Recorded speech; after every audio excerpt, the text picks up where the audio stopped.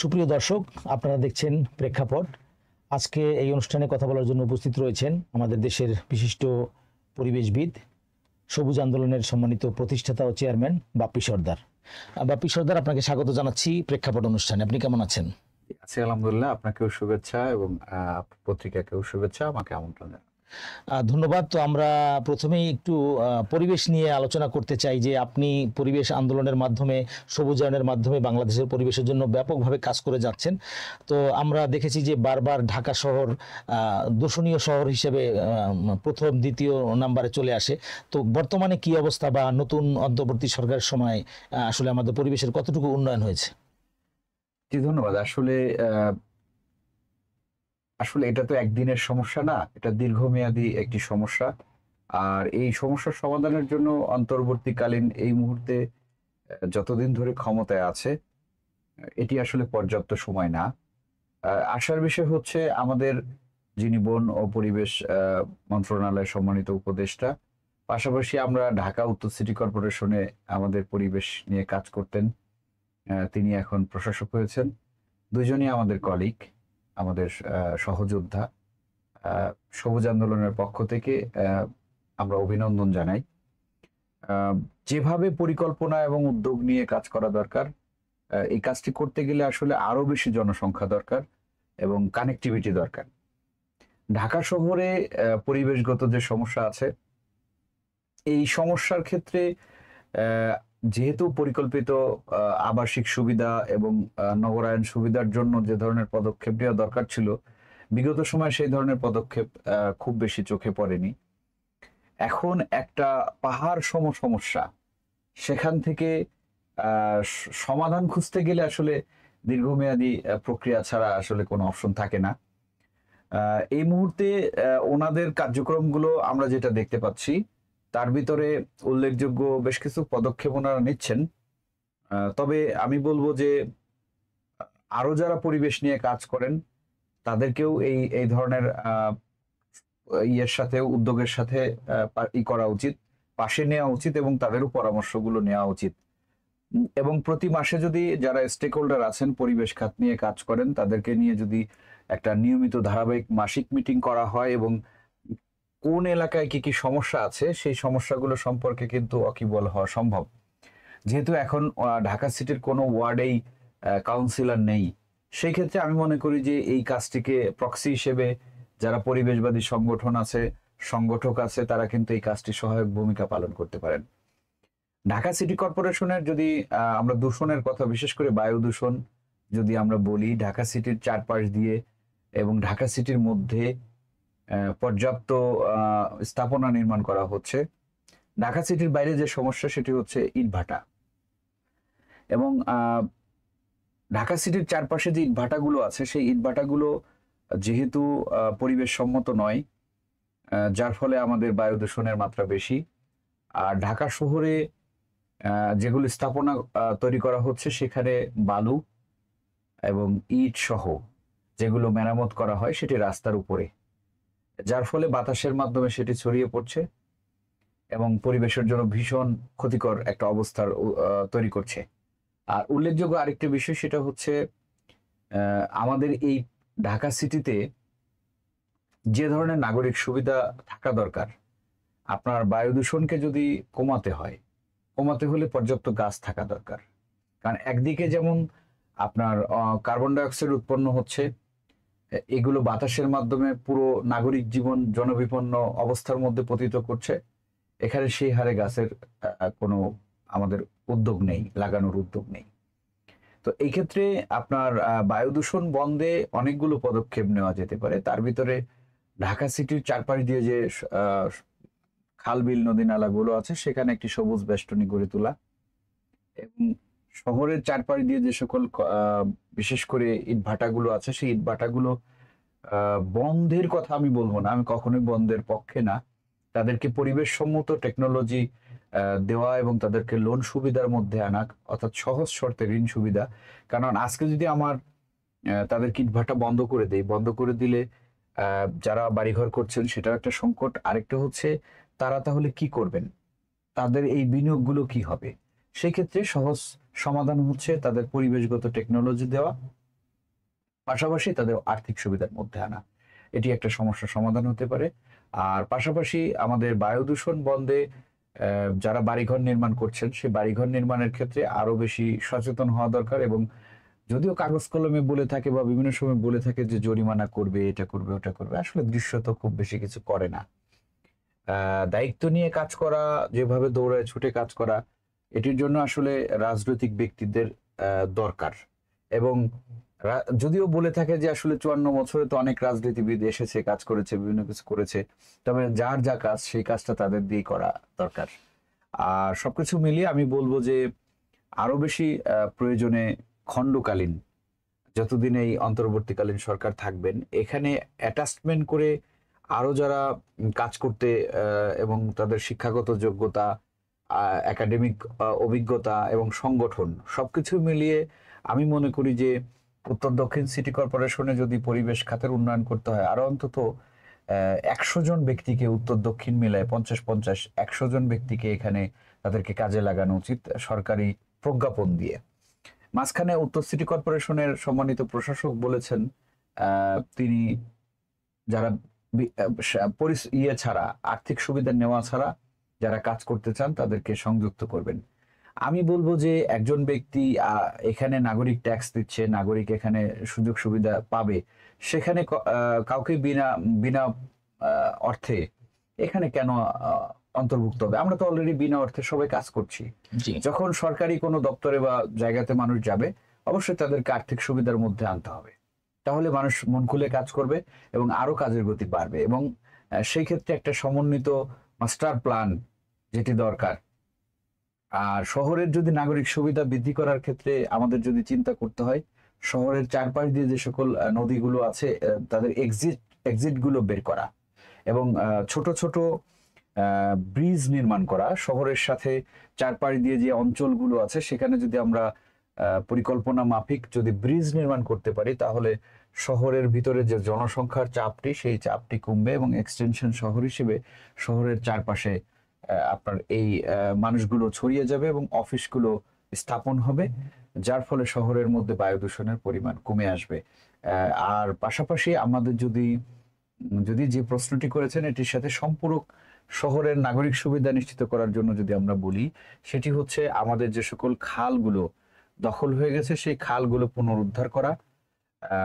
আপনি যখন পদক্ষেপ নেবেন, শহরের চারপাশে যে সকল খালপাড়ের মানুষগুলো অবৈধ স্থাপনার সাথে যুক্ত, তারা কিন্তু ভাঙতে গেলে তারা বিভিন্ন রকম আন্দোলন করছে। এবং বাংলাদেশে এই মুহূর্তে এমন একটি শহরে আমরা বাস করছি, শুধু শহর না, বাংলাদেশের প্রত্যেকটি জেলায় আমরা আন্দোলনের, ঢাকাকে যদি আন্দোলনের নগরী বলি, আজকেও আমরা যে মুহূর্তে বসে আছি উত্তাল ঢাকা শহর। একইভাবে বাংলাদেশের প্রত্যেকটি জেলা উপজেলাতে আইনের শাসন অনেকটা ব্যাহত হচ্ছে এবং মানুষজন কিন্তু নাগরিক সুবিধা থেকে বঞ্চিত হচ্ছে এবং বিশৃঙ্খল একটি অবস্থার মধ্য দিয়ে যাচ্ছে। শুধু যদি বলি এটি রাজনৈতিক ব্যর্থতা, আমি বলবো সেটি না। যারা অন্তর্বর্তীকালীন সরকার ব্যবস্থার মধ্যে আছেন, এটি তাদের প্রশাসনিক দুর্বলতাও আছে। সেই ক্ষেত্রে নাগরিক সুবিধা নিশ্চিত করতে গেলে আমি বলবো যে সামাজিকভাবে অনেক ব্যক্তি কাজ করছেন যাদের কানেক্টিভিটি ভালো এবং যাদের সোশ্যাল কমিটমেন্ট আছে, তাদেরকে অ্যাডভাইজার প্যানেলে ঢোকানো এবং পাশাপাশি আরো বিভিন্ন স্বায়ত্তশাসিত প্রতিষ্ঠানে সরকারের, সেখানে তাদেরকে অন্তর্ভুক্ত করা উচিত। এবং নাগরিক সুবিধা নিশ্চিত করতে গেলে আপনি যদি জনসংখ্যা বাড়ানো সম্ভব হয়, এখন বিষয়ভিত্তিক ব্যক্তিদের উপরে জনসংখ্যা কোঅপ করা যেতে পারে। যেমন পরিবেশ খাত নিয়ে বাংলাদেশে অনেক ভালো ভালো ব্যক্তি কাজ করছেন, তাদেরকেও সুযোগ দেওয়া উচিত যারা গবেষণাধর্মী কাজ করেন। এবং গণমাধ্যমের যারা, বিশেষ করে গণমাধ্যম কর্মী আছেন যারা পুরোই পরিবেশ নিয়ে নিউজ করেন, তাদেরকেও এখানে এই কাজের সাথে সম্পৃক্ত করা উচিত। আর অনেক নারী উদ্যোক্তা আছেন, তাদেরকেও, যারা পরিবেশ নিয়ে কাজ করেন এখানে, তাদেরকে শিল্পপতি আছেন, তাদেরকেও এই কাজগুলোতে সুযোগ দেওয়া সম্ভব। তাহলে তারাও আর্থিকভাবে এখানে আমাদেরকে বিনিয়োগ করতে পারবেন। তো সবকিছু মিলিয়ে আমাদের পুকুর খনন, যেটি এখন খুবই জরুরি, গরম, প্রচুর গরম পড়ছে, যে পুকুরগুলো দখল হয়ে গেছে, ডোবা নালা খাল যেগুলো আমাদের বেদখল হয়ে গেছে অথবা সংস্কারের করা দরকার, সেগুলো উদ্যোগ নেওয়া দরকার। যদি আমরা বেশ কিছু জায়গার কথা আমি বলি, যেমন কুড়িল বিশ্ব রোডের ওখানে জায়গা ভরাট করে ট্রেনের ওখানে একটি স্থাপনা নির্মাণ করা হয়েছে, মাঠ নির্মাণ করা হয়েছে, যেটি নিয়ে আমরা বিভিন্ন সময় বলেছি। এখন এটি কিন্তু পুনরুদ্ধার করে ওখানে পুকুর খনন করা সম্ভব, একটি লেক, পরিকল্পিত লেক। আরেকটি হচ্ছে দক্ষিণ বনশ্রীর একটি জায়গা যেটি মেরাদিয়া বাজার সংলগ্ন, সেখানে একটি জায়গা বিল্ডার্স কোম্পানি সেখানে দখল করে অলরেডি ভরাট করে ফেলেছে। এটি নিয়ে আমরা বিভিন্ন সময় কথা বলেছি, আমি নিজেও কথা বলেছি। এখানে আসলে এটি সংস্কার করলে দক্ষিণ বনশ্রীর কোথায়ও একটা আপনার লেক নাই, কোথায়ও মানুষ ঘুরবে, বিনোদনের কোনো ব্যবস্থা নাই। তো এই খালটি যদি পুনরুদ্ধার করা সম্ভব হয়, লেকটি পুনরুদ্ধার করা সম্ভব হয়, সবুজ বেষ্টনী করা সম্ভব এবং ওখানে বিনোদনের একটা পরিবেশ তৈরি করা সম্ভব। তো এই ক্ষেত্রে আমি বলবো আসলে সমস্যা অনেক, সমস্যা সমাধান করতে গেলে ধরে ধরে সমস্যা সমাধান করতে হবে এবং যাদের সদ ইচ্ছা আছে এমন ব্যক্তিগুলোকেই সরকারকে আমি মনে করি যে খুঁজে খুঁজে বের করা উচিত। কারণ শুধুমাত্র রাজনীতি দিয়ে যদি আমরা চিন্তা করি তাহলে রাষ্ট্রের উন্নয়ন কখনোই সম্ভব না। কারণ যারা রাজনীতিবিদ থাকেন, যারা ধর্মভিত্তিক দল করেন, তারা ধর্মের খোলস নিয়ে, অধিকাংশ শব্দটা বলছি, অধিকাংশ রাজনৈতিক দল তারা ধর্মীয়ভাবে বলেন কিন্তু ধর্মীয়ভাবে তারা তাদের রাজনীতিটা করেন না, তারা পলিটিক্সটা করেন। আর আরেকটি হচ্ছে যে যারা যারা গণতান্ত্রিক ধারার রাজনৈতিক দল করছেন, তারা অধিকাংশ দলই গণতন্ত্রের চর্চা করেন না, কারণ তার দলের মধ্যেই ডেমোক্রেসি নাই, তারা রাষ্ট্রকে ডেমোক্রেসি দেওয়ার মতো অবস্থার মধ্যে নাই।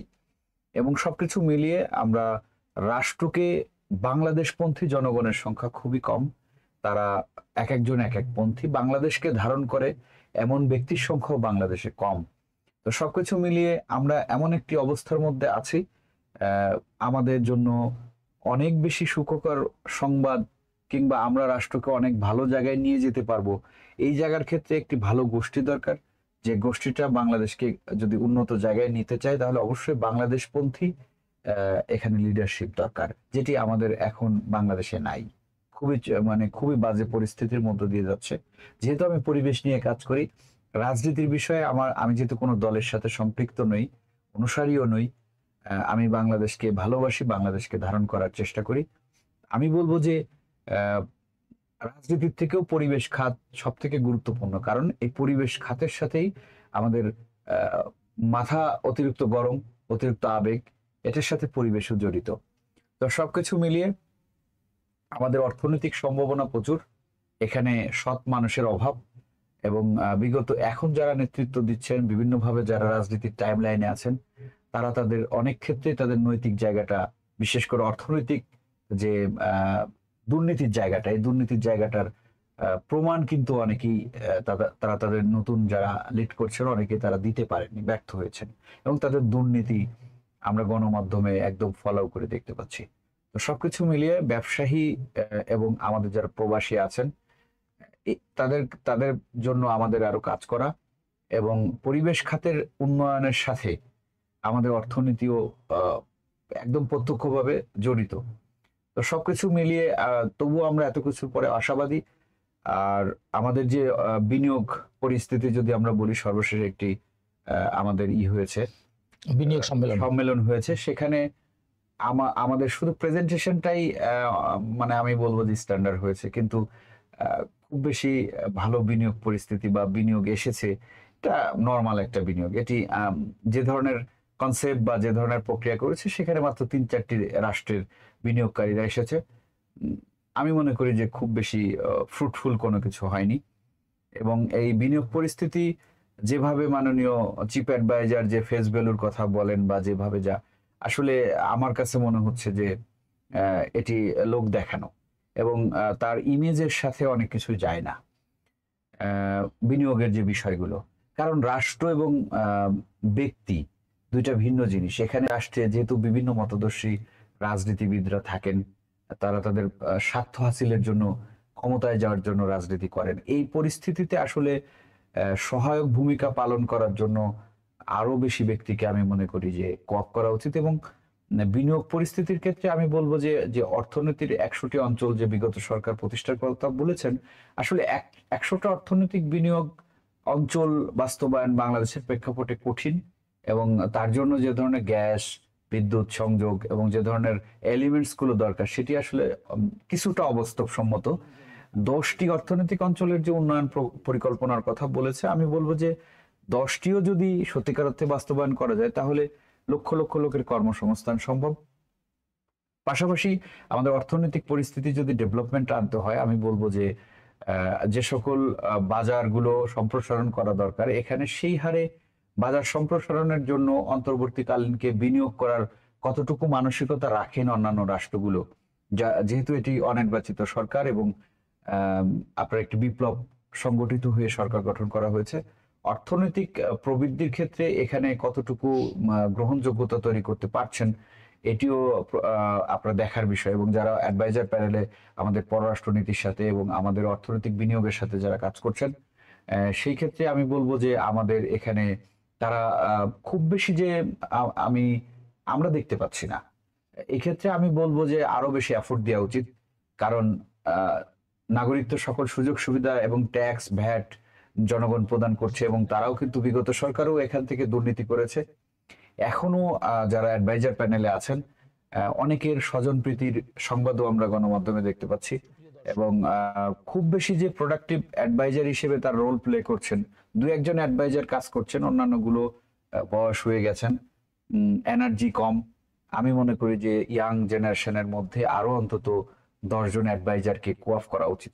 এবং যদি এই সরকারের ইন্টেনশন থাকে যে দীর্ঘমেয়াদী ক্ষমতায় থাকবেন, তাহলে অবশ্যই আমি মনে করি যে আরো জনবল নিয়োগ করা উচিত, সংযুক্ত করা উচিত। এবং অর্থনৈতিক বিনিয়োগের ক্ষেত্রে আমি যেটি বলতে চাই সেটি হচ্ছে, যে সকল বিশেষ করে আমাদের শ্রমিকদের জন্য যারা প্রবাসে থাকেন, তাদেরকে প্রশিক্ষণ দেওয়ার যে উদ্যোগ গ্রহণ করার কথা এই সরকার বলেছে, কিন্তু আমরা সেই ধরনের পদক্ষেপ কিন্তু এখনো দেখতে পাচ্ছি না। প্রবাসী কল্যাণ মন্ত্রণালয়ের যে অ্যাডভাইজার রোল প্লে করছেন, এখানে আপনার যে ধরনের স্টেপ গ্রহণ করলে প্রশিক্ষিত যাবেন বিদেশে, সেই ক্ষেত্রে আরো বেশি জোরালো ভূমিকা করা উচিত। এবং দেশের বাইরে যারা অলরেডি রেমিটেন্স পাঠাচ্ছেন তাদের পরিবারগুলোকে সামাজিক নিরাপত্তা দেওয়ার ক্ষেত্রে এই যে রাজনৈতিক স্ট্র্যাটেজি, এখানে লক্ষ লক্ষ শ্রমিক আছেন যারা রেমিটেন্স পাঠাচ্ছেন। এখন আপনি একদিকে রেমিটেন্স চাচ্ছেন, আবার তাদেরকে আপনি রাজনৈতিক কারণে তাদেরকে কোণঠাসা করছেন। তো আপনি এটি কেমন যেন মানে বিষয়টা ভালো দেখায় না। কারণ আপনি নাগরিক মানে একটা ব্যক্তির কাছ থেকে অর্থনৈতিক সুবিধা নিতে চান, আবার তার কিছু বিষয়কে কনসিডার করবেন না, এটা কিভাবে সম্ভব? এখন বিপ্লব যে কারণে হয়েছে সেই কারণটি এখনো মানে মানুষের কাছে ধোঁয়াশা। কারণ এটি তো 71 স্বাধীনতার ক্ষেত্রে ওটি একটি একদম অমীমাংসিত সত্য একটি বিষয়। 24 হয়েছে শুধুমাত্র একটি গণবিপ্লব, একটি নির্বাচিত সরকারকে উৎখাত করা। তো সেখানে যে কারণে উৎখাত করা হয়েছে সেই কারণটি বিশ্লেষণ করতে গেলে এখানে মানুষ তো এমন একটি রাষ্ট্র সরকার চায় যেটি বাংলাদেশের গণমানুষের জন্য অর্থনৈতিক মুক্তি, সামাজিক নিরাপত্তাগুলো নিশ্চিত করবে। তো সেই ক্ষেত্রে বেশিরভাগ জায়গাতে, যেমন আমি নিজেই কিন্তু 2 মাস জেল খেটে বের হয়েছি। আমার অপরাধ ছিল আমি দ্রব্যমূল্যের দাম কমানোর কর্মসূচি দিয়েছিলাম, আমাকে মিথ্যা মামলায় কিন্তু ফাঁসানো হয়েছে। আমি এহজনম পরজনম স্বপ্নের মধ্যেও কিন্তু কোনোদিন আওয়ামী লীগ করি নাই, তবুও আমাকে সেই মিথ্যা মামলায় দেয়া হয়েছে, এটি ফ্যাক্ট। তো আমার মতো এরকম প্রচুর মানুষ হয়রানির শিকার হয়েছে, হচ্ছে, আরো ভবিষ্যতে হবে। তো এইটি আসলে সুশাসনের সম্পূর্ণ অন্তরায়। আমি এক্ষেত্রে বলবো যে এখানে সদিচ্ছার অনেক অভাব, এবং বিনিয়োগ পরিস্থিতিকে যদি স্থিতিশীল করতে হয় এবং বিনিয়োগ বান্ধব অবস্থা তৈরি করতে হয়, তাহলে আমি বলবো যে যাদের ভালো প্ল্যান পরিকল্পনা আছে এবং যাদের সাথে দেশের বাইরে কানেক্টিভিটি ভালো এমন অনেক ব্যক্তি আছেন, আমারও জানাশোনা অনেক ব্যক্তি আছেন, তাদেরকে আমি মনে করি যে স্পেস দেওয়া উচিত এবং শো আপ বন্ধ করে সত্যিকার অর্থে মানে অর্থনৈতিক প্রবৃদ্ধি বৃদ্ধির জন্য আপনার কাজ করা উচিত। যেটি আমি মনে করবো যে কিছু কাজ হয়েছে শো আপ, বিগত সরকারও দেশের বাইরে সামিট করেছেন, দুবাই সামিট করেছেন, ওগুলো শো আপ ছিল, সেখানে এর থেকেও বেশি বিনিয়োগ কিন্তু এসেছে। জি, তো সবকিছু মিলে আমি বলবো যে তবুও আমরা আশাবাদী, আমরা যারা তরুণ প্রজন্ম আছি, আমরা যারা এখনো দুর্নীতি করি না এবং দুর্নীতির বিষয়টা কোনোভাবেই করতে চাই না, তাদেরকেও স্পেস দেওয়া উচিত। এবং যারা আমরা দীর্ঘ সময় ধরে মাঠে কাজ করছি, জনগণের সাথে যাদের আমাদের কানেক্টিভিটি আছে, তাদেরকে মূল্যায়ন করা উচিত। কারণ শুধুমাত্র বাংলাদেশকে যারা ধারণ করে এমন ব্যক্তিকে প্রাধান্য দিলেই রাষ্ট্র উন্নত হওয়া সম্ভব। এখানে অনেকগুলো অ্যাডভাইজার দু একজন অ্যাডভাইজারের বিরুদ্ধে যে রাষ্ট্র আমাদের, বিশেষ করে পার্শ্ববর্তী রাষ্ট্র, এখানে ষড়যন্ত্র আমাদের সবসময় করে থাকেন এবং তারা আমাদেরকে দমন পীড়ন নিষ্পেষণ করার মানসিকতা রাখেন, আমরা বিগত সময় দেখেছি। এখানে এরকম তাদের প্রেতাত্মাও কিন্তু এই অ্যাডভাইজার প্যানেলে অবস্থান করছে। সবকিছু মিলিয়ে আসলে কারোর অবস্থান উন্নয়ন অস্বীকার করার কোনো সুযোগ নেই, এবং যেখান থেকে মানুষ শেষ করে সেখান থেকে মানুষকে শুরু করতে হয়। তো আমরা চাই যে বাংলাদেশ একটি উন্নত রাষ্ট্র হোক এবং দুর্নীতিমুক্ত সমৃদ্ধ রাষ্ট্র হোক এবং পরিবেশ বান্ধব, বসবাসের উপযোগী, সামাজিক নিরাপত্তা বেষ্টিত একটি রাষ্ট্র আমরা এই তরুণ প্রজন্ম দেখতে চাই। এবং আমরা যারা মনে করি যে আসলে এখনই সময় বাংলাদেশকে উন্নত করার, এবং কোনোভাবেই আমরা যে মানবিক করিডোরের কথা বলা হচ্ছে, এটি আমরা যারা বাংলাদেশপন্থী আমরা সমর্থন করি না। কারণ মানবিক করিডোর কখনোই বাংলাদেশের জন্য সুখকর কোনো কিছু হবে না। আমরা যতটুকু মনে করি সেখানে খ্রিস্টান নিয়ন্ত্রিত একটি রাষ্ট্র যেটি করার জন্য আমরা অনেক তৎপরতা দেখতে পাচ্ছি, সেটি আমাদের রাষ্ট্রের জন্য কোনোভাবেই কল্যাণকর কোনো কিছু হবে না। এটি আমাদের সার্বভৌমত্ব এবং নিরাপত্তার জন্য বিঘ্ন ঘটাবে আমি মনে করি। এবং সবকিছু মিলিয়ে আমরা চাই যে বাংলাদেশ উন্নত হোক, এবং অবশ্যই সেটি পরিবেশ সমুন্নত রেখে। আরেকটি বিষয় একটু আপনার কাছে জানতে চাই যে বাংলাদেশের পর্যটন শিল্পের যে একটা সম্ভাবনা বা বলা হয়, আশা করা হয়, কিন্তু সেই জায়গায় কিন্তু আমরা সেই সম্ভাবনাটা পাচ্ছি না বা সেই উন্নয়নটা হচ্ছে না। এখানে আমাদের কি সমস্যা, বা পর্যটন শিল্প থেকে সত্যিকারের রিটার্নটা আনার জন্য কি করণীয়? ধন্যবাদ। আসলে এটি রাজনীতির সাথে সম্পর্কিত। কারণ আপনি যখন একটি বিনিয়োগ করবেন, বিনিয়োগটি কতটুকু নিরাপদ এবং আমার সামাজিক নিরাপত্তার উপরে সকল কিছু নির্ভর করে। তো আমরা তো সামাজিকভাবেই নিরাপত্তাহীনতায় ভুগছি, এবং যেখানে সেখানে আপনার সমন্বয়কারীর নাম দিয়ে বিভিন্ন ব্যক্তিকে আওয়ামী লীগ করে কি করে না, অথবা কোনো কারণে মানুষের অবস্থান এক এক রকম ছিল। একটি সরকার তো দীর্ঘদিন ক্ষমতায় ছিল, এখন আপনি যাকে পাচ্ছেন তাকেই কি করছেন, আপনি শারীরিকভাবে লাঞ্ছনার শিকার করছেন। সেখানে আমাদের প্রশাসন আছে, সুনির্দিষ্ট অভিযোগের ভিত্তিতে রাষ্ট্র কি করতে পারে? রাষ্ট্র এখন তো অলরেডি একটি দলকে নিষিদ্ধ করে দিয়েছে, বাংলাদেশ আওয়ামী লীগকে তাদের রাজনীতি থেকে নিষিদ্ধ করে দিয়েছে। রাজনীতির পদে যারা ছিলেন তাদেরকে অবশ্যই গ্রেপ্তার করতে পারে, তাদের অনেকের নামে মামলা আছে। তো এই আবার অনেক নিরীহ ব্যক্তিকেও কিন্তু হয়রানি করা হচ্ছে যারা অলরেডি রাজনীতির সাথে সম্পৃক্ত না, এটা মামলা বাণিজ্যের মধ্যে পড়ে। তো আমাদের পর্যটন খাতের যে সম্ভাবনা, প্রায় 70 লক্ষ ব্যক্তি আমাদের প্রত্যক্ষ পরোক্ষভাবে আমাদের এই খাতের সাথে জড়িত, এবং জিডিপির প্রায় 11% টাকা আমাদের এই পর্যটন খাত থেকে আসে। তো এখানে এই খাতটাকে আমাদের যদি এক্সটেনশন করতে হয় এবং উন্নত করতে হয়, তাহলে আমি বলবো যে যেমন 10টা সরকার বলছে অর্থনৈতিক জোন, এখন আমাদের কোন কোন জায়গায় আমরা পর্যটন খাতকে উন্নত করতে চাই সেই জায়গাগুলো আগে চিহ্নিত করা, এবং সেখানে আমাদের অনেক কর্পোরেট বড় বড় কোম্পানি আছে যারা এই মুহূর্তে ল্যান্ড কিনছে। আমি নিজেও একটি গ্রুপে কোম্পানিতে উপদেষ্টা হিসেবে আছি। এখানে আসলে আলটিমেটলি সবাই ভালো ব্যবসা করতে চায়, কিন্তু সামাজিকভাবে পলিটিক্যালি যে মানে একটা হ্যারাসমেন্ট, এখানে একটি দল ক্ষমতায় আসেনি, সেখানেও বিভিন্নভাবে হয়রানির শিকার হতে হচ্ছে বিনিয়োগকারীদেরকে। তো এখানে আসলে আলটিমেটলি এ চলে গেছে, বি আসছে, এরকম এরকম ভাব। আসলে আলটিমেটলি রাজনীতিটাই, যারা গণতান্ত্রিক ধারার পলিটিক্স করেন তাদের দলের মধ্যে ডেমোক্রেসি না থাকার ফলে এরকম মানুষ হয়রানির শিকার হচ্ছে, ব্যবসায়ীরাও হয়রানির শিকার হচ্ছে। তো এই যে জায়গাগুলো আমাদের যদি পরিবেশ বান্ধব এবং পর্যটন খাতের সত্যিকার অর্থে উন্নয়ন করতে হয়, তাহলে আমি বলবো যে আলাদা একটি মন্ত্রণালয় দরকার, এবং আমাদের এই আলাদা মন্ত্রণালয় সেটি কি কি কাজ করবেন, এখানে আমাদের আরো বেশি চিন্তা ভাবনা এবং এই খাত নিয়ে যারা এক্সপার্ট হিসেবে আছেন তাদের সহযোগিতা নেওয়া উচিত। এবং আমাদের দেশে যেহেতু গবেষণার জন্য কোনো চিন্তা করা হয় না, পৃথিবীতে আমেরিকা একটি রাষ্ট্র যেখানে 23% টাকা অর্থনীতির গবেষণা খাতে বিনিয়োগ করা হয়, যে 100 বছর পরে কি হবে তারা উন্নত চিন্তা করে এবং দীর্ঘমেয়াদী পরিকল্পনা করে। এবং আজকে যে এই সরকারকে, বিগত সরকার আওয়ামী লীগ সরকারকে উৎখাত করে এখানে যে সরকার প্রতিষ্ঠা করা হয়েছে, আমরা দেখতে পাচ্ছি যে এটি সেই ধরনের সুদূর প্রসারী একটি চিন্তার সরকার এখানে বসেছে। সে যে বাংলাদেশকে অন করে কাজ করছে বিষয়টা এতটাও সত্যি না।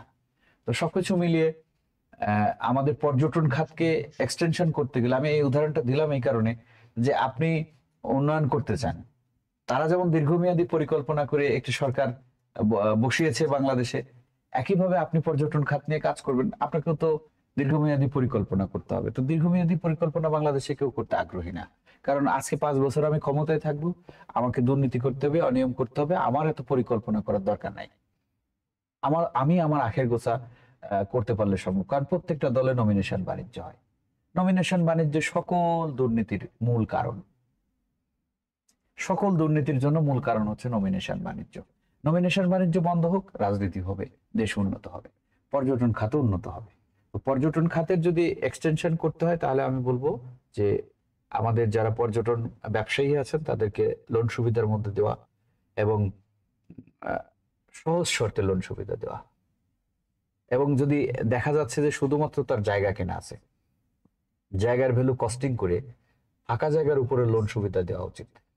এবং এই ক্ষেত্রে আবার একটি অসুবিধাও আছে যে বিগত সময়ে হলমার্ক সহ অনেক বিভিন্ন কোম্পানি যারা শুধু ফাঁকা জায়গা দেখিয়ে, কোন রকম স্থাপনা দেখিয়ে বড় অঙ্কের লোন নিয়েছে। তা আমি বলবো যে এখানে যারা করবেন, লোন ডিপার্টমেন্টে থাকবেন, যে ব্যাংক থেকে বা যেভাবে, সেই জায়গাগুলোতে আসলে সৎ মানুষ তো দরকার। দিন শেষে সৎ মানুষ না হলে রাষ্ট্রের কোনো উন্নয়ন করা সম্ভব না। এবং আমরা যা আলোচনা করছি, এই আলোচনাটাও মানে মানুষ শুনতে চায় না এখন। কেন? কারণ বলে যে ভাই আপনারা তো টকশোতে গিয়ে, বিভিন্ন জায়গাতে গিয়ে যে বড় বড় কথা বলেন, এটার সাথে বাস্তবতার কোনো মিল নাই। এ কারণে মানুষ অনেকেই প্রপার রাজনীতি থেকেও হতাশ হয়ে যাচ্ছে। কারণ যারা আমাদের বয়সী বা আমাদের থেকেও যারা জুনিয়র পলিটিশিয়ান, তারা এমন ভাবে মানে সিনিয়র পলিটিশিয়ানদেরকে ট্রিট করছেন, মনে হচ্ছে যে আসলে তাদের কোনো কন্ট্রিবিউশন নেই, যেটা অত্যন্ত দুঃখজনক। আবার একইভাবে যারা বিভিন্নভাবে বিগত সময়ে কাজ করছে, তাদেরকে মূল্যায়নও করা হচ্ছে না। তাহলে মানুষ যদি উৎসাহ না পায়, মানুষ ভালো কাজের যদি স্বীকৃতি না পায়, তাহলে মানুষ তো কাজ করবে না। আগে যারা টাকাওয়ালা লোক ছিল, তারা স্কুল, কলেজ, বিশ্ববিদ্যালয়, মাদ্রাসা, বিভিন্ন শিক্ষা প্রতিষ্ঠান নির্মাণ করতেন এবং জনকল্যাণমূলক কাজ করতেন। আর এখন যাদের টাকা হচ্ছে, যারা একদম বিভিন্ন রকম চাঁদাবাজি, দুর্নীতি, অনিয়ম করে সবাই মার্কেট করছে অথবা আপনার বাড়িঘর বানাচ্ছে, অর্থাৎ রাষ্ট্রের জন্য চিন্তা করে না, সামাজিক নিরাপত্তার জায়গাও চিন্তা করে না, সামাজিক উন্নয়নের জায়গাও চিন্তা করে না। চিন্তার কনসেপ্টটাই চেঞ্জ হয়ে গেছে। এবং বিশেষ করে আমাদের দেশে এখন সেলিব্রিটি কারা?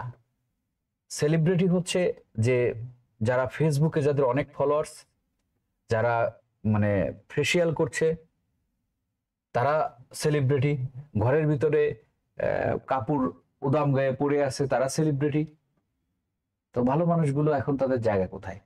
আমাদের স্যাটেলাইট টেলিভিশনগুলো, ভালো প্রিন্ট পত্রিকাগুলো তাদের ওই ব্যক্তিগুলোকে কিন্তু প্রমোট করছে। ভালো ব্যক্তিকে যখন প্রমোট করছে না, কেন করবে তারা? কারণ ভিউ হয় না। তো ভিউ ব্যবসা, সবাই ভিউ ব্যবসা করছে। তো এই পরিপ্রেক্ষিতে আসলে ভালো মানুষদের যেহেতু জায়গা নেই, ভালো মানুষরা মানে আল্লাহ রাসূল বলেছেন যে সেই জামানায় মানে ভালো মানুষগুলো কি ঘরে ঢুকে যাবে? তো ঘরে ঢুকে যাচ্ছে, সবার টাকা দরকার, তো টাকা উপার্জনের জন্য সবাই ছুটছে। জ্ঞানের তো আর এখন কোনো দরকার পড়ে না, জ্ঞান দেওয়া মানুষগুলোকে কেউ পছন্দ করে না। তো সবকিছু মিলে যেটা আমি বলবো সেটা হচ্ছে যে পর্যটন খাতের যে সম্ভাবনা, সেই সম্ভাবনা অবশ্যই আমাদের বাংলাদেশে আছে। এবং এই সম্ভাবনাকে যদি আমাদের একটি স্ট্যান্ডার্ড লেভেলে নিতে হয়, তাহলে অবশ্যই আমাদের একটি আলাদা মন্ত্রণালয় দরকার। প্রেক্ষাপট অনুষ্ঠানে সময় দেওয়ার জন্য আপনাকে অনেক অনেক ধন্যবাদ। আপনাকে অসংখ্য ধন্যবাদ। আমি আসলে পরিবেশ কর্মী হিসেবে অনেক আলোচনায় রাজনীতির কিছুটা আলোচনা টাচ করলাম।